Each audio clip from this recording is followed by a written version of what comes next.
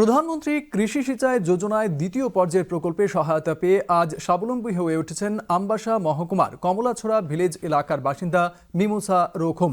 এই প্রকল্পে কৃষি দপ্তরের পক্ষ থেকে তার জমিতে করে দেওয়া হয়েছে ড্রাগন ফলের বাগান, পাশে রয়েছে কুল বাগান। পিএম কুসুম প্রকল্প থেকে পাচ্ছেন জল সেচের সুবিধাও। আমবাসা মহকুমা কৃষি তত্ত্বাবধায়ক জয়াপ্রভা দেববর্মা জানান, প্রকল্প থেকে 88টি পিলার এবং প্রতিটি পিলারে 4টি করে ড্রাগন ফলের চারা প্রদান করা হয়েছে। এক্ষেত্রে সুবিধাভোগীকে মাত্র 5% অর্থ দিতে হয়েছে। মিমোসা রোখম জানান, এবছর ভালো ফলনের আশা রয়েছে। শুরুর দিকে 150 টাকা কেজি দরে কুল বিক্রি করেছেন, কিন্তু ফলন ভালো হয় এখন 120 টাকা কেজি দরে বিক্রি করছেন। কারণ 100% ফ্রি অফ কস্টে হয় না, 5% এটা কন্ট্রিবিউট করতে লাগে। ওইটা আমাদের কর্পাস ফান্ডের ডিপোজিট করা হয়। যখন এই প্রজেক্টটা শেষ হবে তখন ওইগুলা কমিটিকে আবার হ্যান্ড ওভার করা হবে, যাতে নেক্সট ডেভেলপমেন্ট ওয়ার্কস করতে পারে।